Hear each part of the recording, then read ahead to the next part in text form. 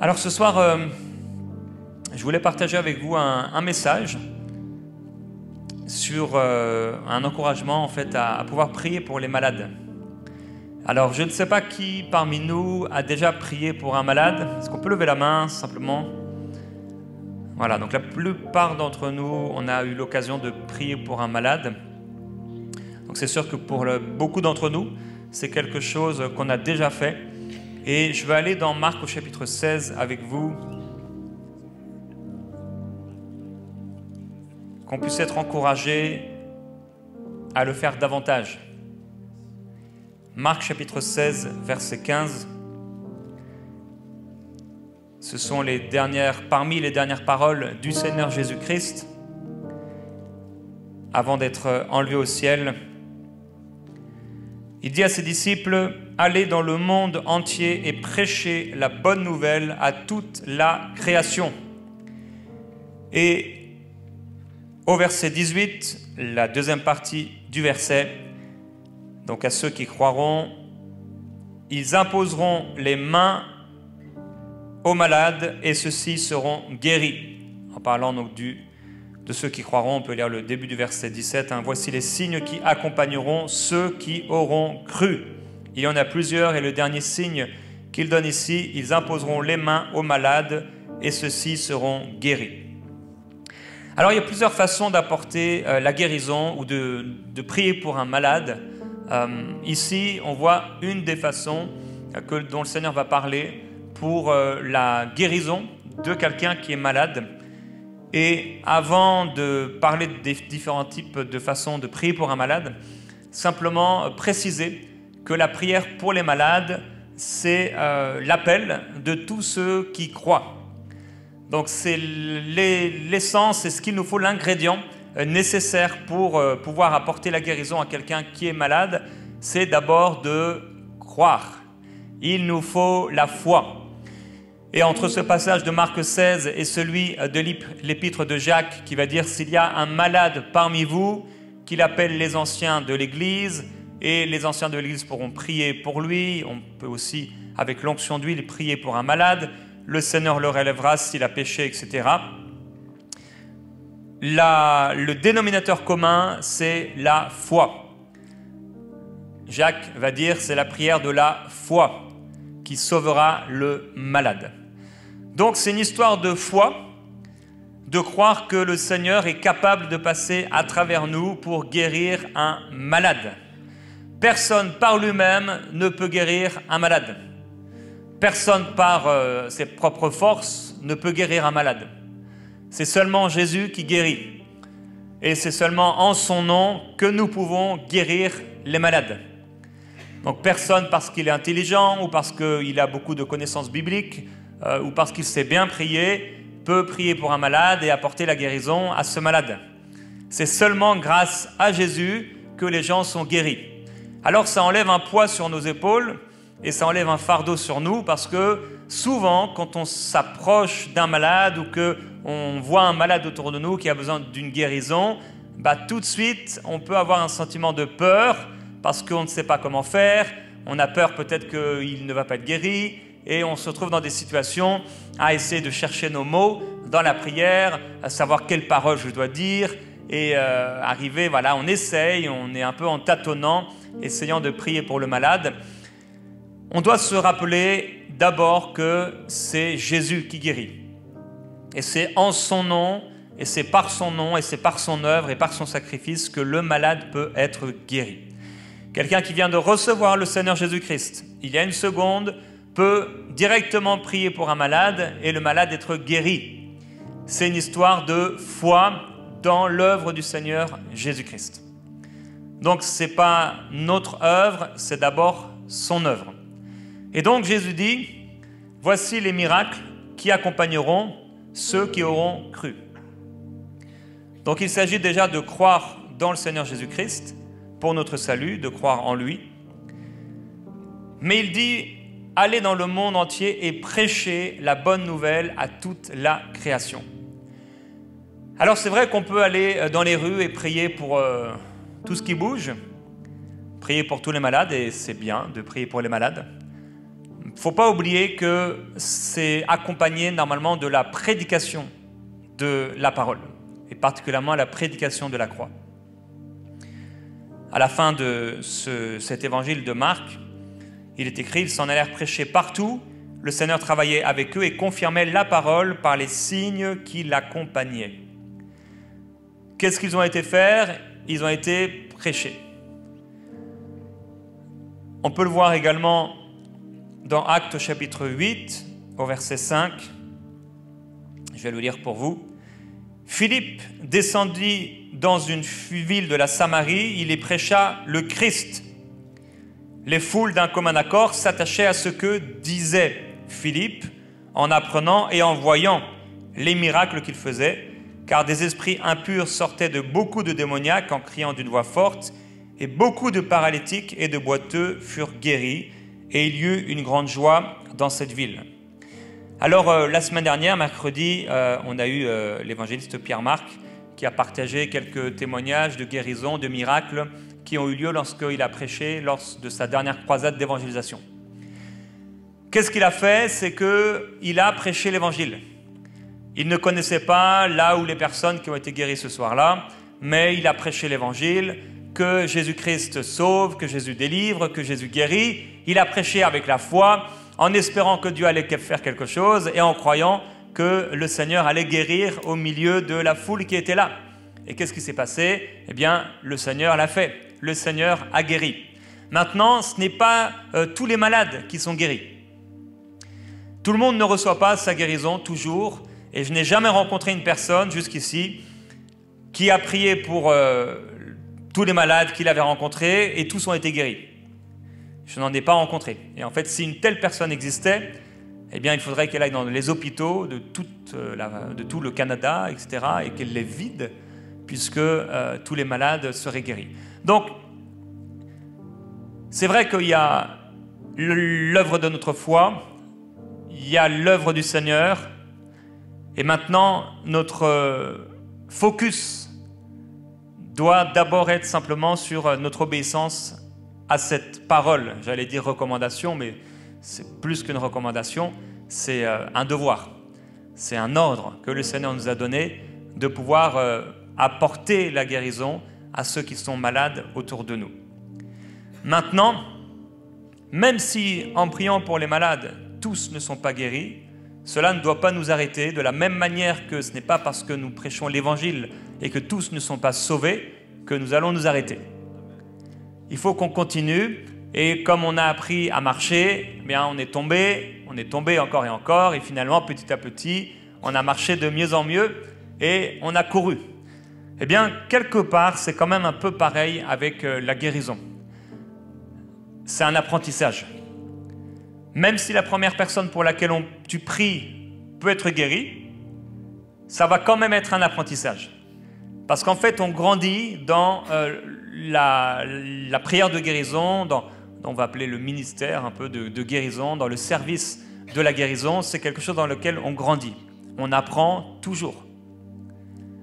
On apprend à ressentir la présence de Dieu, on apprend à entendre la voix de Dieu avant de prier pour le malade, on apprend à discerner et à pouvoir exercer notre autorité, on grandit nous-mêmes dans la foi, etc.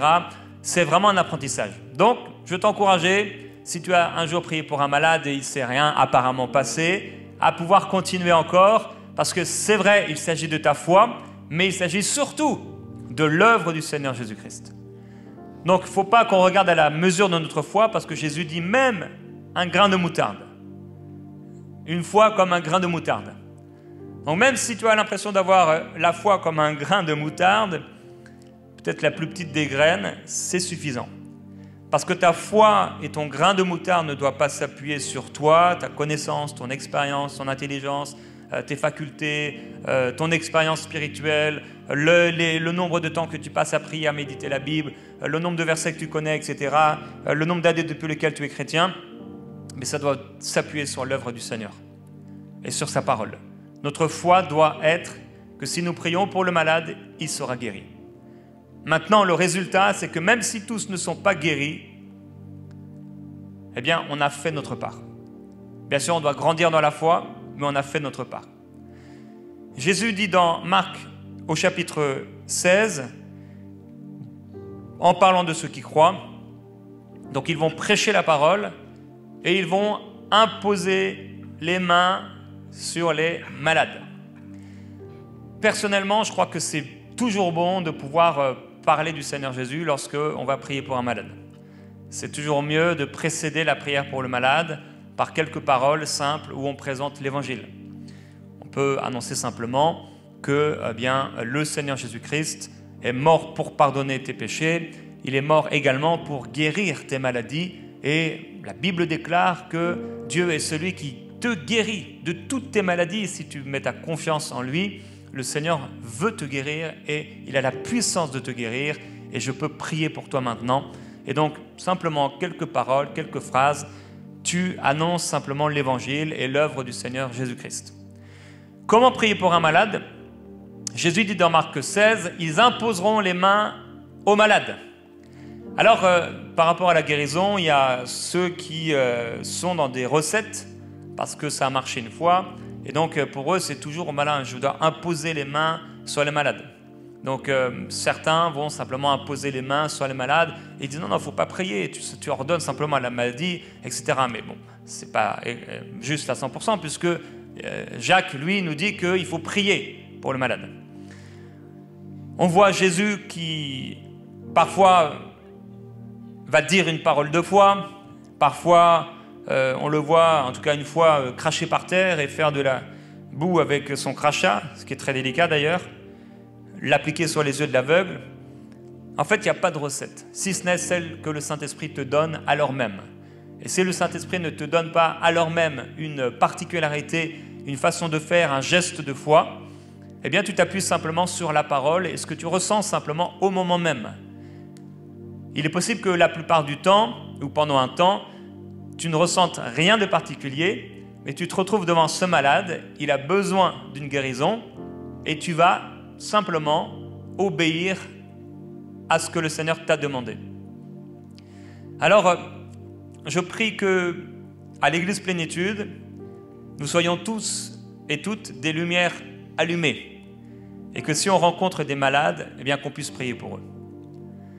Partout dans les évangiles, en fait, si on se dit on est des disciples du Seigneur, partout, Jésus n'a cessé de prier pour les malades. Il guérissait les malades. Et il appelait les disciples à faire la même chose. Donc c'est clair et net que chacun d'entre nous, on est appelé à prier pour les malades et à guérir les malades. C'est ton appel. C'est mon appel. Il ne s'agit pas de toi, il ne s'agit pas de moi, il s'agit du malade. Et il s'agit de ce que le Seigneur veut faire à travers toi.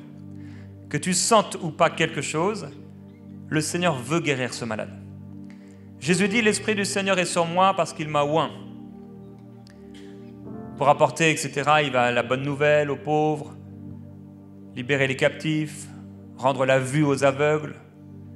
L'Esprit du Seigneur est sur toi, si tu lui appartiens. Et Jésus a envoyé le Saint-Esprit pour que nous puissions être des témoins. Donc, on doit témoigner de Christ.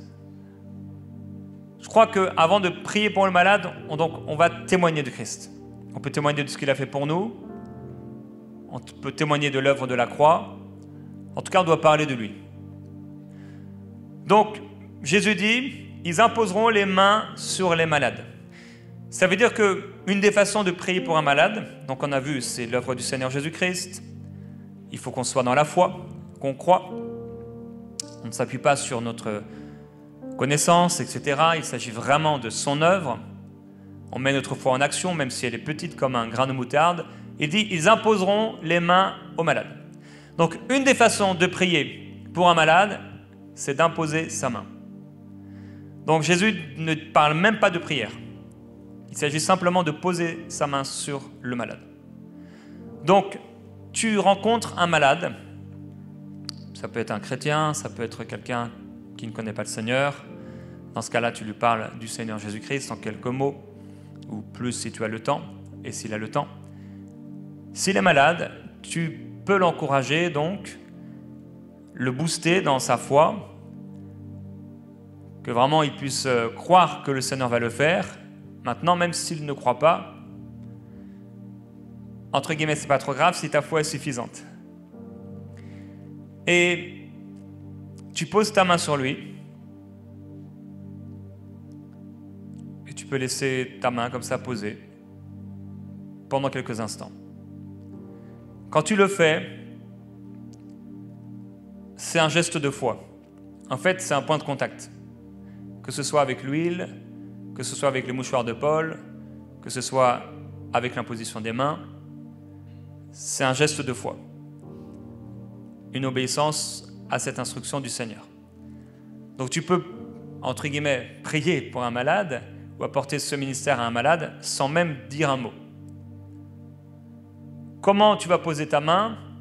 Alors, si la personne a mal à la tête, tu peux lui demander « Est-ce que je peux prier pour toi ?» Déjà, tu vas demander la permission. « Est-ce que je peux poser ma main sur toi ?» L'extrême majorité du temps, il va te dire oui. Et donc, s'il a mal à la tête, par exemple, tu peux poser ta main sur sa tête. S'il a mal au cœur, tu peux poser sa main sur le cœur. S'il a mal au genou, tu peux poser ta main sur le genou en demandant c'est quel genou. Des fois, même avant de prier pour lui, il est possible que tu sentes en toi-même, dans ton corps, quelque chose et tu sens quelque chose par exemple dans ton genou gauche. En fait, c'est qu'il a un problème dans son genou gauche. Ou simplement, tu peux sentir en toi-même, la Bible dit, ce n'est pas des paroles. C'est quelque chose que tu ressens et tu sais que c'est dans telle partie de son corps. Et donc tu peux lui dire, est-ce que c'est est-ce que c'est au foie que tu as mal? Et ça peut être aussi quelque chose, un signe encourageant pour la personne. On ne devine pas, on ne joue pas à la devinette. Je parle de choses qu'on ressent au moment même, en s'ouvrant au Saint-Esprit, alors qu'on va prier pour la personne. Donc, si c'est au genou, c'est au genou. S'il a mal aux fesses, tu ne mets pas ta main sur ses fesses. Donc si c'est dans une partie intime, tu vas poser ta main simplement sur son épaule ou sur sa tête, ou tu vas prendre sa main. Donc tout simplement, un jour, j'étais au glissade d'eau à Bromont et j'avais envie de parler du Seigneur, donc je suis en train de marcher un peu, ça fait quelques années, et j'avais vu une personne sur une civière et je vois qu'en fait, il y a comme un petit poste d'infirmerie et je vois une femme qui est là et un enfant qui s'était fait mal, je crois, donc je demande est-ce que c'est votre enfant? Il me dit non, en fait elle était bloquée du dos, et bref, et la dame était en maillot de bain, c'était en plus une musulmane, et donc j'ai demandé si je pouvais prier pour elle, elle était bloquée du dos, elle avait très mal, et j'ai posé juste mon doigt comme ça. Bien sûr, elle était en maillot de bain. Donc juste mon doigt sur son épaule, et j'ai prié pour elle. Et le Seigneur l'a guérie, elle a fait waouh! Et après, elle est partie. Et j'ai eu l'occasion de parler pour à sa maman. Le Seigneur a fait des belles choses après dans cette discussion par la suite. Donc, voilà, savoir prier avec bon sens. En réalité, tu n'as pas besoin de toucher la personne. Mais c'est un acte de foi qui peut t'aider toi, qui peut l'aider lui. C'est un point de contact. Et quand tu pries pour le malade, donc tu imposes les mains sur le malade, et c'est une sorte de prière quand même. Donc comme je l'ai dit, tu peux laisser rester un instant comme ça. Et en fait, c'est comme si tu sens, c'est spirituel, ça peut être aussi physique, mais comme s'il y a quelque chose de ton cœur qui traverse ton bras et ta main. Et c'est comme si en fait c'est comme dans les dessins animés là. Je sais pas si vous avez déjà regardé Dragon Ball Z. Il faisait une boule de feu comme ça, et après il l'envoyait. En fait, il y a une puissance dans nos mains. Et quand tu poses ta main sur le malade, c'est la main du Seigneur qui se pose sur le malade. Et donc il y a quelque chose qui traverse ta main. C'est la puissance de Dieu. Donc on prie, on impose notre main par la foi. Et donc, une fois que tu as imposé ta main ou tes mains sur le malade, tu vas encourager le malade à pouvoir faire donc ce qu'il ne peut pas faire ou ce qu'il ne pouvait pas faire dans le cas d'une douleur de dos, si c'est un problème de mouvement, de genou, si c'est une maladie par exemple, je ne sais pas, de foie ou autre, bah, c'est sûr que la personne ne pourra pas le voir tout de suite. Donc tu vas l'encourager à pouvoir aller faire un examen et pouvoir observer ce que le Seigneur a fait pour elle. Souvent, lorsqu'on prie pour les malades au début, en fait, on prie pour le malade, que ce soit par imposition des mains ou autre, et en fait, voilà, on dit au revoir à la personne, mais en fait, il faut vraiment encourager la personne à faire un acte de foi. Donc, des fois, elle sera un peu dans le doute, mais tu l'encourages autant que possible, sans forcer les gens, mais tu vas l'encourager à faire un geste de foi. Je me souviens un jour, je faisais visiter un appartement à quelqu'un, et la dame était vraiment, elle était très très forte, et j'avais vu comment elle avait monté les escaliers, et là je me suis dit, ça va être long d'aller au 2e étage. Elle souffrait en fait. Et donc, je me suis dit, je ne peux pas la laisser comme ça, il faut que je puisse prier pour elle. Donc, je prie pour elle. Bon, je ne sais plus si elle me dit merci, mais elle était, je pense, reconnaissante. Et je lui ai dit, mais allez-y, comment ça a marché? Et là, elle fait 2 pas, mais je vois qu'elle n'est pas du tout dans la foi. Et je lui dis, bon, je la laisse. Et en fait, on continue un peu la visite. Et là, en fait, je vois qu'elle commence à marcher normalement. Et après, finalement, elle a descendu les escaliers, mais vraiment comme une personne qui marchait très très bien. Le Seigneur l'avait guérie. Mais il y a eu quand même ce geste de foi. Donc, fais faire un geste de foi.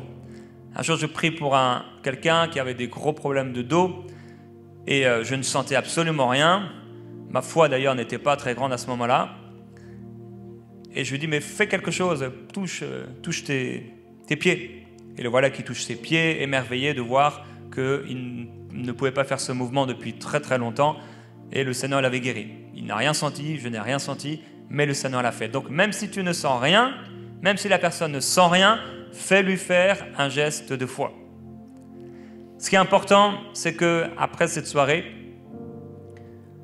ça éveille quelque chose dans notre cœur et dans notre conscience où on se dit, il faut que je prie pour les malades.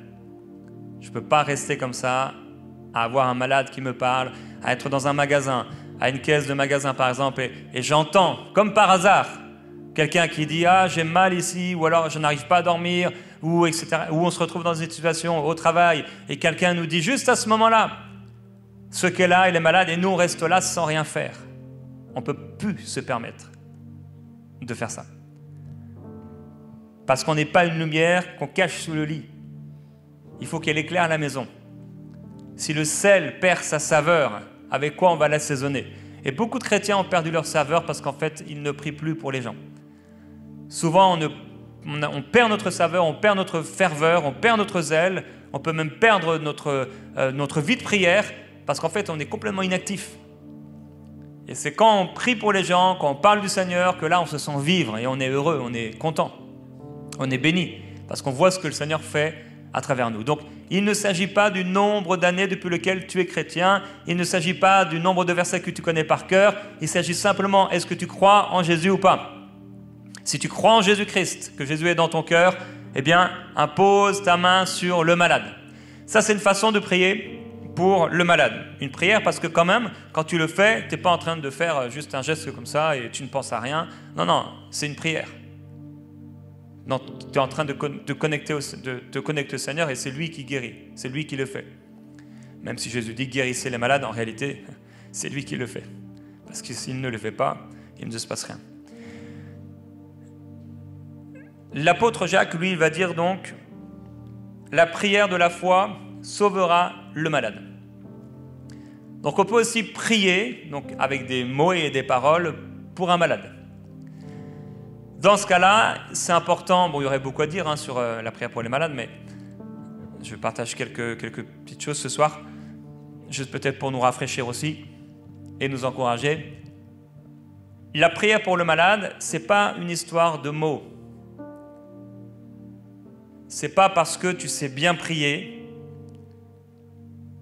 Il ne faut pas que tu te concentres sur ce que tu vas dire, même si nos paroles peuvent avoir une forme d'importance. Mais c'est une histoire de puissance. Ce n'est pas une histoire de paroles ou de mots. Donc même si par exemple, je ne sais pas, tu prierais pour ses yeux et qu'en fait c'est ses oreilles qui ont besoin de guérison, mais Dieu peut guérir ses oreilles. si tu ne connais pas le terme, ou si en priant pour la personne, il t'a donné le nom de son problème, de la maladie qu'il a dans son corps, mais toi tu dis le nom d'une autre maladie, c'est pas grave. C'est une histoire de puissance. Est-ce que tu pries avec foi ou pas? Donc ça doit nous décharger un peu de cette peur, de se dire il faut vraiment que j'utilise les bons mots. Et on essaie de répéter la prière qu'on a entendue ici ou là. C'est pas de ça dont il s'agit. Sinon, peut-être Jésus aurait pu nous donner vraiment la prière à faire pour le malade. Non, il a dit la prière de la foi sauvera le malade. Donc, il y a l'imposition des mains, mais il y a aussi la prière. Donc, on s'adresse au Seigneur et on lui demande de guérir le malade. Donc, avec ou sans imposition des mains, tu peux être avec un malade, il est en face de toi, et tu ne sens pas forcément que tu dois lui imposer les mains, mais tu pries, voilà, tu fermes les yeux. Si la personne n'est pas habituée, elle n'est pas chrétienne, tu dis je vais simplement prier pour toi, pour moi c'est tout à fait normal, j'ai l'habitude de faire cela, et ça va prendre quelques instants, et tu peux fermer tes yeux ou pas, mais tu peux le faire si tu le souhaites.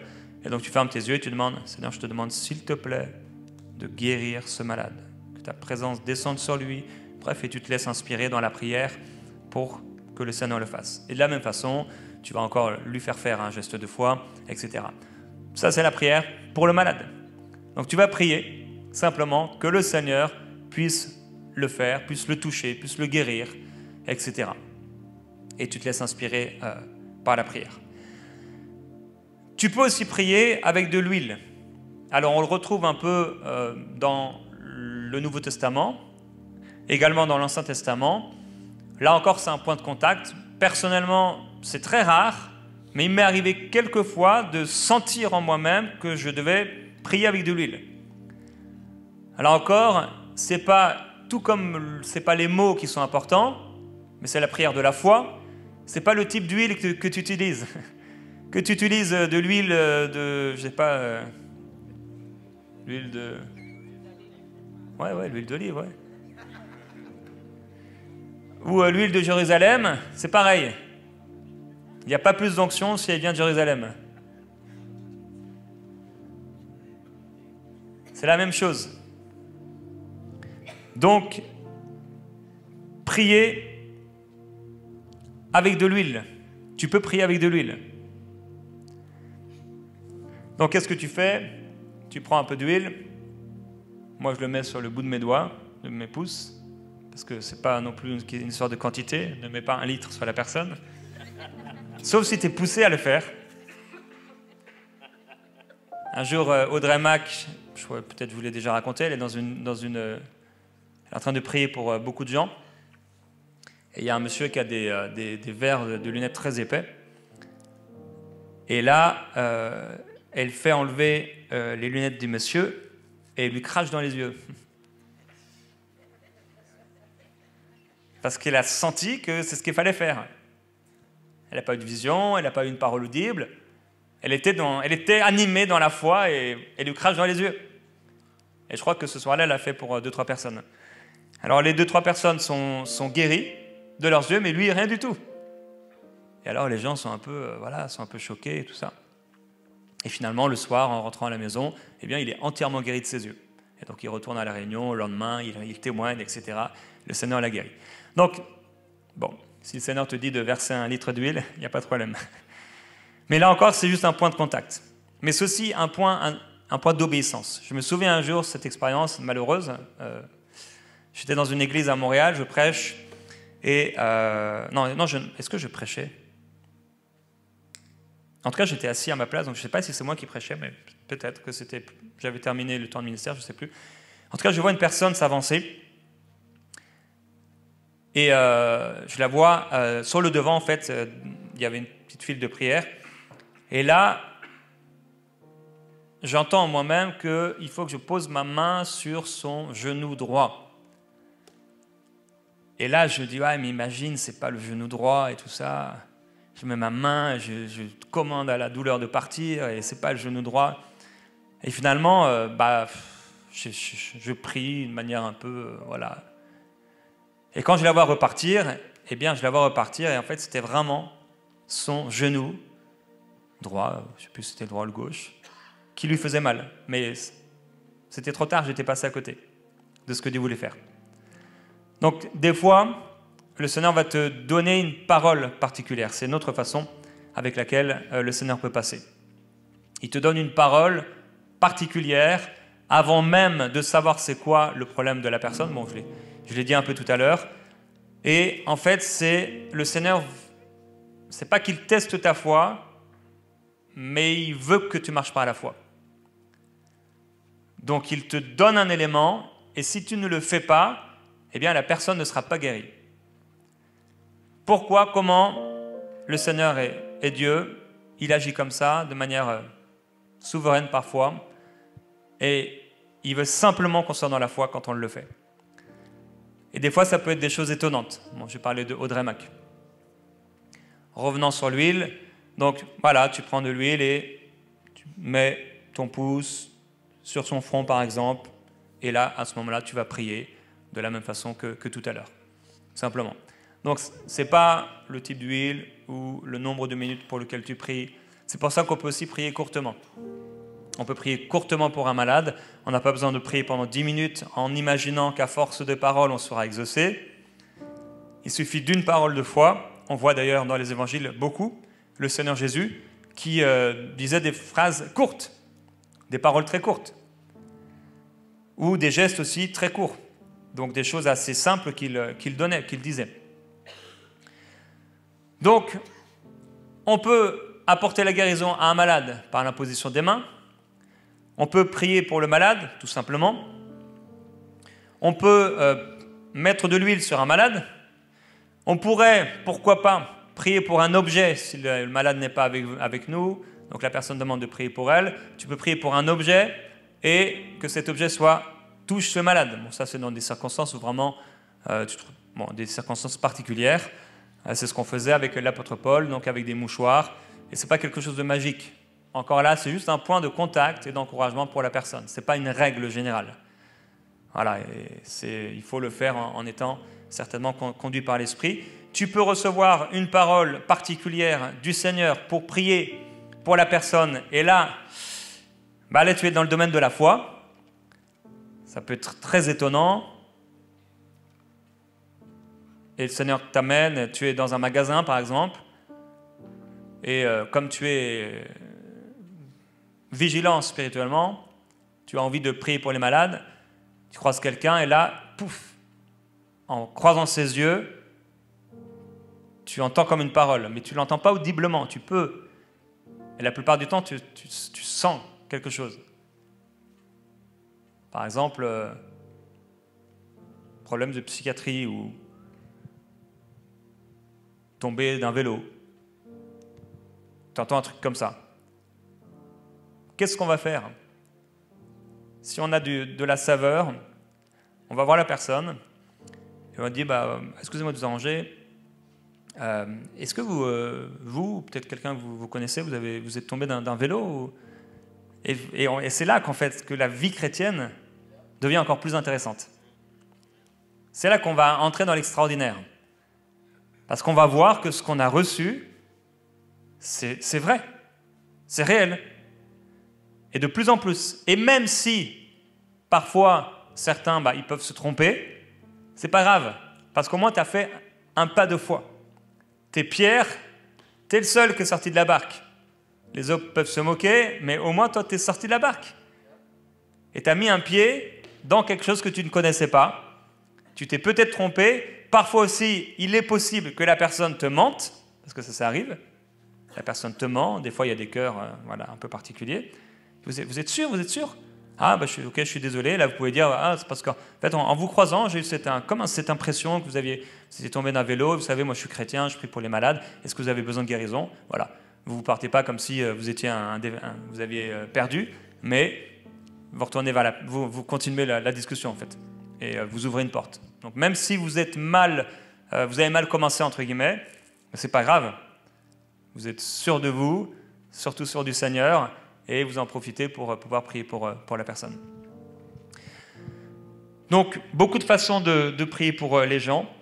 Et on a parlé du Seigneur Jésus. Lui, il fait de de la boue avec son crachat. Donc il y a des choses aussi particulières parfois que le Seigneur peut nous amener à faire. Et là encore, ce n'est pas quelque chose qu'on imagine ou qu'on se dit « Ah tiens, pourquoi je ne ferais pas, je cracherais pas par terre ?» et, comme le Seigneur Jésus a fait. Et la plupart du temps, ce genre de choses, ça ne fonctionnera pas. Donc il faut être poussé par l'Esprit. Je voudrais prier un moment maintenant. Et que tu puisses demander au Seigneur de raviver en toi, même si plusieurs ici vous priez peut-être régulièrement pour les malades, mais raviver en toi cette flamme pour ceux qui sont malades et pour annoncer la parole du Seigneur. Il y a encore d'autres façons de guérir les malades, mais j'ai donné les essentiels. Tu peux bien sûr simplement proclamer avec autorité donc, la guérison, ou alors tu peux prendre autorité directement contre la douleur, contre la maladie. C'est quelque chose que tu peux faire. Tu peux aussi demander, certains le font, après avoir prié, ou avant même avoir prié, vous avez mal sur 10, c'est quoi votre niveau de douleur? Et après avoir prié, c'est quoi votre niveau de douleur? Moi, je fais très très peu ça. Mais certains, ça peut les encourager, les aider. Mais ce qui est important ce soir, et c'est ça que j'avais vraiment dans le cœur, ce n'était pas vraiment une formation directement, mais plus que nos cœurs puissent se réveiller. Les beaux jours arrivent, les gens vont sortir de plus en plus, et ils ont besoin du Seigneur Jésus. Et pour les toucher, le Seigneur Jésus n'est plus là en chair et en os, on est son temple. Tu es son corps. Tu es ses mains, tu es ses yeux, et il passe à travers tes yeux, à travers tes mains, et il va le faire à travers tes mains, à travers tes yeux, pour le guérir. Alors Seigneur, on te demande, parce que tu es bon et parce que tu es gracieux envers ton peuple, et tu es tellement patient envers nous, tu es tellement bon, tu es tellement miséricordieux, et on peut avoir oublié et délaissé complètement ce service, ce ministère, cet amour manifesté, et tu continues pourtant à nous faire grâce. Alors je prie, Père Céleste, que tu puisses raviver vraiment cette flamme pour ceux qui sont autour de nous. On ne veut pas être égoïste. Tu as dit que dans les derniers temps, l'amour du plus grand nombre se refroidira, mais on ne veut pas se refroidir dans notre amour pour les gens. Au contraire, on veut être ce peuple à part, on veut être ce reste. Ravive, Seigneur, cette flamme, ce zèle. Ravive en moi, Seigneur. Ravive en nous ce désir de prier pour les malades. Père, je prie pour chacun d'entre nous que dans les prochains jours, cette semaine même, que nous puissions prier pour un malade. Je prie, Père, que quelque chose se remette en action dans nos vies et que ça devienne un style de vie, de prier pour les malades, de partager la bonne nouvelle de l'Évangile et de voir des personnes non seulement être guéries, mais surtout se tourner vers toi. Tu es bon, Seigneur Jésus-Christ. Tu es merveilleux. Tu es Seigneur. Nous t'aimons et nous te glorifions.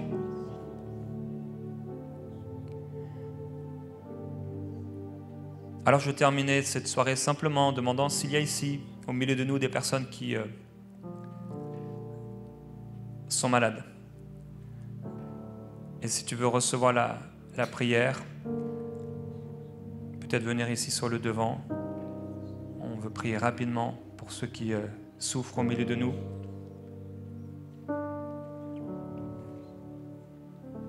Si tu as mal quelque part,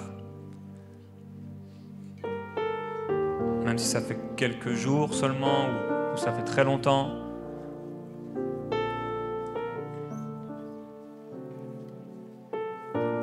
et on va voir le Seigneur se glorifier. Est-ce qu'il y a d'autres personnes où vous avez mal quelque part? Vous savez, Ce qui est formidable dans la rue, c'est qu'en fait, c'est vraiment du brut. C'est pas préparé. Il n'y a pas Gordon qui est là avec son piano. Il n'y a pas les belles chaises. C'est vraiment du brut, quoi. T'es dans la rue. T'es dans la rue ou t'es dans un magasin. Et en fait, tout peut se passer. Tout. Combien de personnes j'ai vues, j'ai à peine commencé à prier pour eux et les voilà déjà en train de pleurer, touchés par la présence du Seigneur. C'est extraordinaire de prier pour les malades, de parler de Jésus autour de nous. Et ces choses-là, en fait, quand on ne les fait pas, notre vie chrétienne, elle n'est pas forcément extra parce qu'on passe à côté des essentiels et des fondamentaux de la vie chrétienne. Mais quand on commence à le faire, là on se dit « Waouh ! En fait, Dieu peut le faire même à travers moi. » Et on est étonné et surpris, alors qu'il n'y a rien d'étonnant finalement. Et le Seigneur va se glorifier. Alors, qui s'est avancé sur le devant? Et en fait, ce n'est pas une maladie, mais c'est plutôt des douleurs. Ok. Est-ce qu'il y a quelqu'un dans la salle qui n'a jamais prié pour un malade? Étonnamment, je me doutais que vous alliez lever la main. Est-ce qu'il y a d'autres personnes? Vous avez été sélectionnés. Vous pouvez venir? Sélection naturelle.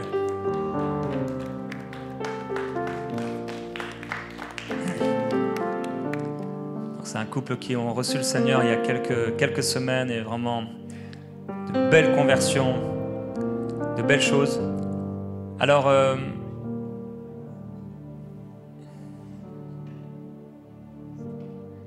qui a des douleurs au niveau d'un bras ou des bras, ou c'est plutôt... Oui?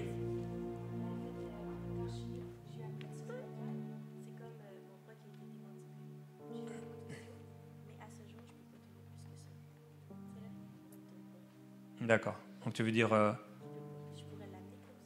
Ok, mais pas naturellement. Ok.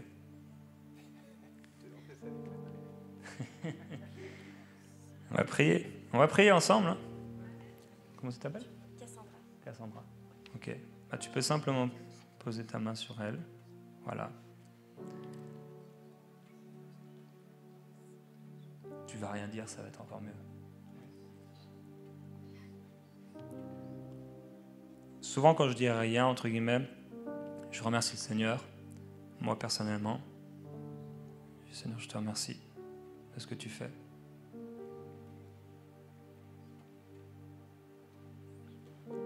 Ok. Du coup, là, tu fais quoi? Tu fais quoi, du coup? Tu lui demandes... Oui, c'est ça, de foi, Mais je commence à sentir quelque chose un petit peu. Alors, des fois, les gens vous diront ça. Il y a beaucoup de gens qui ont prié pour moi. C'est bien de le dire, il n'y a pas de problème.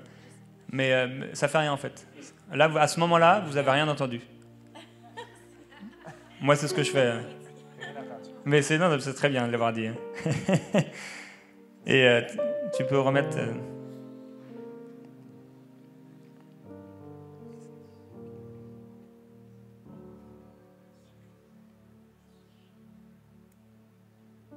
Ok.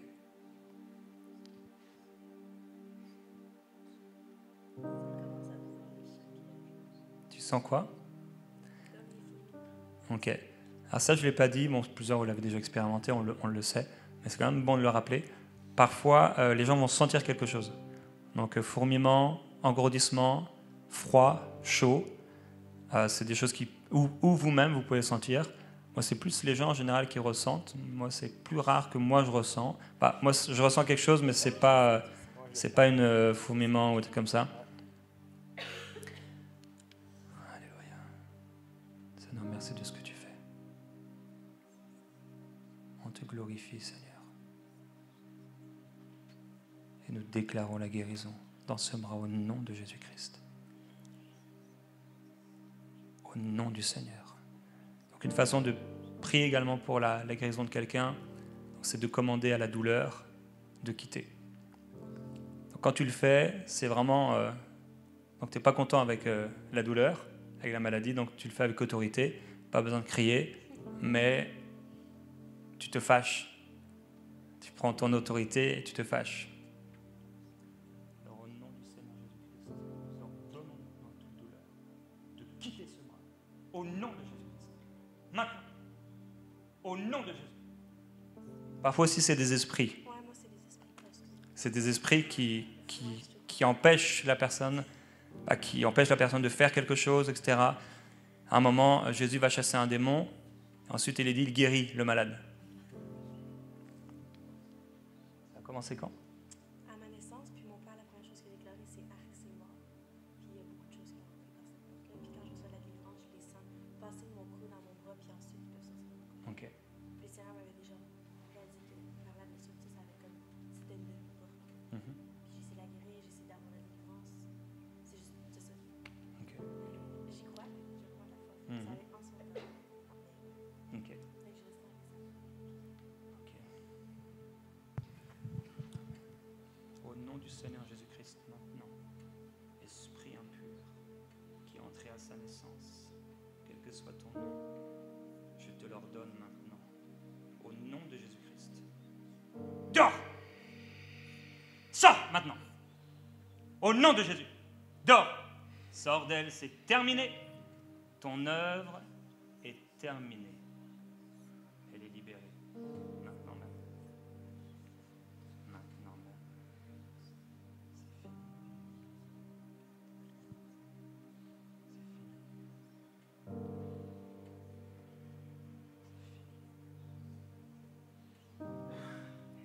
Dors! Sors maintenant. Maintenant. Au nom de Jésus-Christ. Maintenant. Tu sors maintenant. Dehors. Dehors. Maintenant même.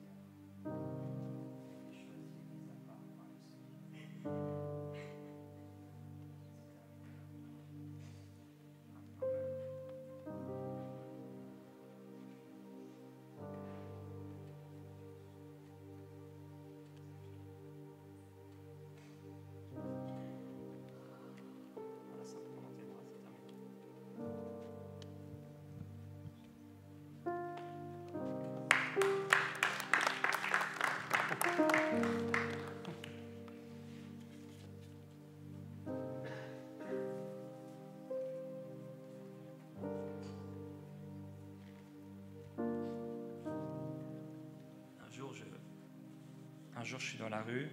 C'était la première fois qu'on sortait annoncer l'évangile dans la rue au Québec, avec un petit groupe de jeunes.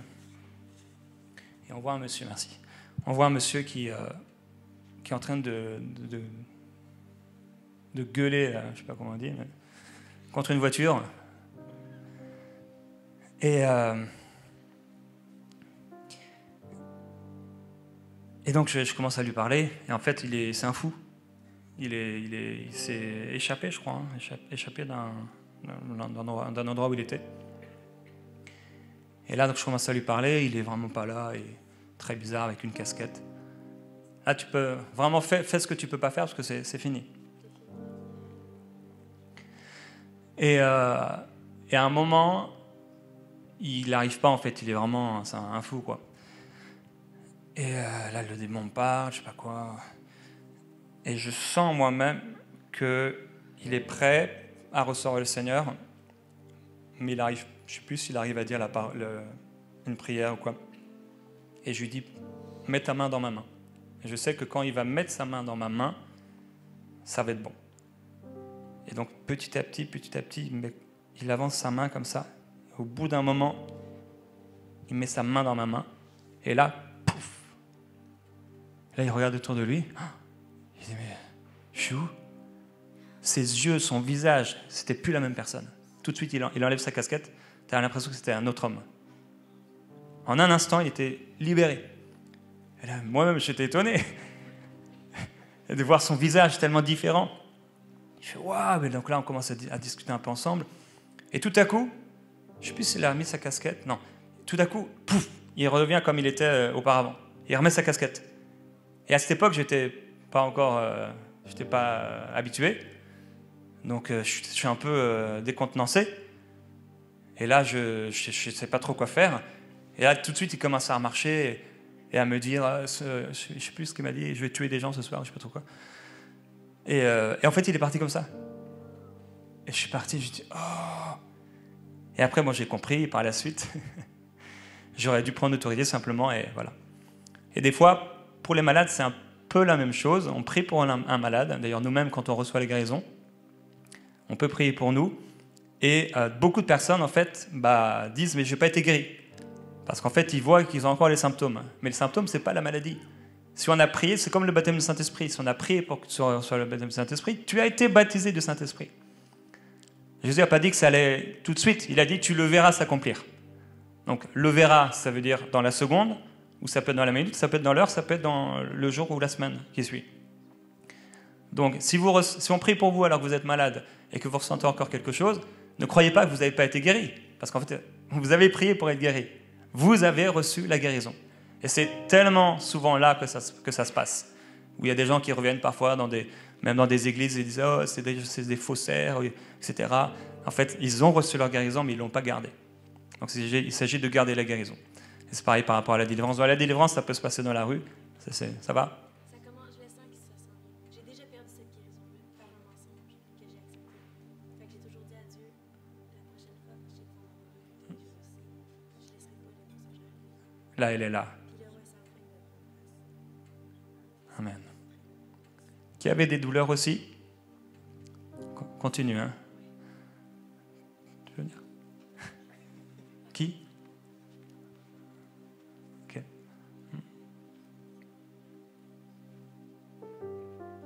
Ça va? C'est où les douleurs? Sur le dos? Donc vous n'arrivez pas à vous baisser, c'est ça? Du coup, ça dure un peu plus longtemps que prévu, mais si vous voulez, certains, rentrer à la maison, que le Seigneur vous bénisse. Est-ce que vous arrivez à vous baisser? Ok. Je le sens quand je baisse. J'arrive à baisser, mais je le sens. Je le sens un peu. Ok. Donc là, si vous baissez un peu, vous avez mal. Forcez pas, mais ouais, là, ça vous a fait mal. Ok. Tu peux poser ta main sur son dos et tu pries. Tu demandes au Seigneur simplement. Je demande la pleine guérison de son dos, immédiatement.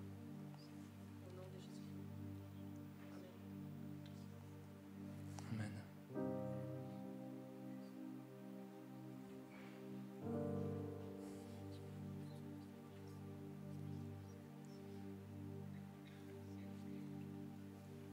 Ok. Commencez par faire comme ça, là, sur le côté. Est-ce que vous sentez quelque chose? Si vous sentez rien, vous sentez rien. Hein. Ça, c'est plus pour l'exercice que je demande. Ok. Baissez-vous. Toujours pareil. Vous sentez plus quoi? Vous sentez plus la douleur? Ok. Tu peux reposer ta main une autre fois. Oui, oui.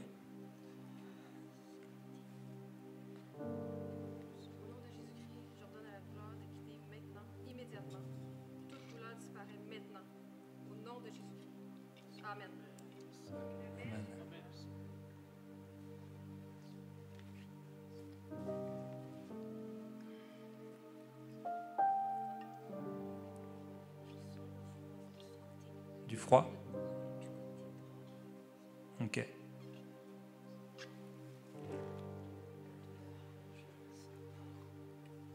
Faites comme ça aussi.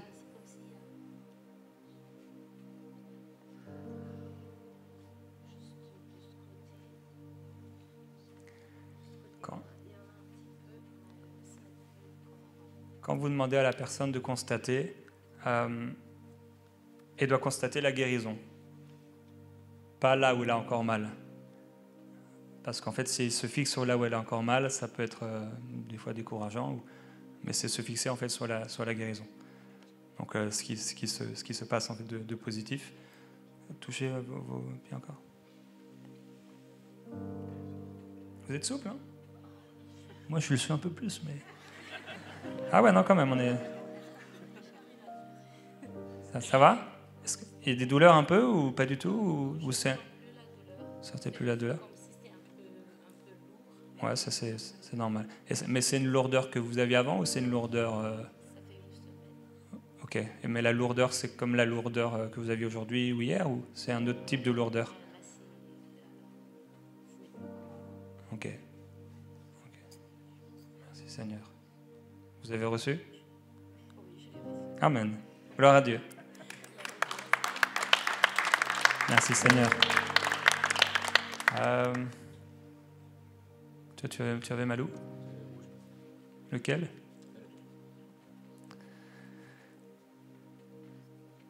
C'est ton skate ou? Ouais. C'est ça les skates. C'est pour ça que j'en fais pas. Pourtant j'étais tellement bon pourtant quand j'étais petit. Ah, Seigneur, merci de ce que tu fais. Il ne s'agit pas de mots. Vous pourriez dire les carottes sont cuites. Sois guéri au nom de Jésus-Christ. Maintenant.